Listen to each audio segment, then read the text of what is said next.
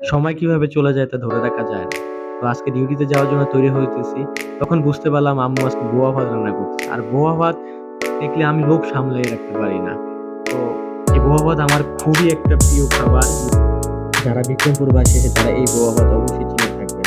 কারণ বোয়া ভাত বিক্রমপুরবাসীর কাছে খুবই একটি বিখ্যাত খাবার। তারা অবশ্যই জানবে, চিনবে। তো আম্মুর কাছে আজকে আবদার করলাম যে আমার ব্রাঞ্চে প্রতিটা ছেলে পরিবার ছাড়াই ঈদ ও রোজা করে থাকে।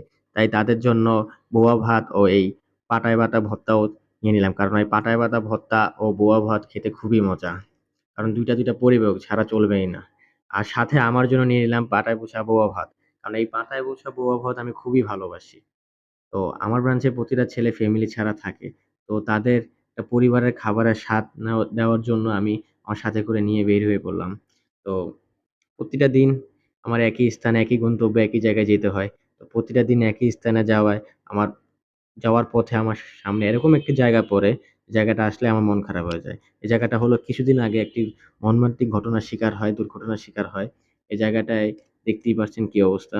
তো এই জায়গাটা আসলেই আমার মন খারাপ হয়ে যায়। কারণ এখানের যে একটা পরিবেশ প্রতিটা দিন আমার সামনে আসে। প্রতিটা দিন আমি একই স্থানে চোখ দিয়ে দেখে যাই। তারপর এখান থেকে ব্রাঞ্চের দিকে চলে যাই। ব্রাঞ্চে চলে যাওয়ার আগ মুহূর্তে এই ফুল গাছগুলো আমার সামনে পড়ে প্রতিটা দিন। আর এই ফুল গাছগুলো দেখলে আমার মন অটোমেটিক ভালো হয়ে যায়। তো তারপর ব্রাঞ্চে চলে আসলাম। তারপর সবাই একসাথে একটি আজকে অন্যরকম ইফতার করব।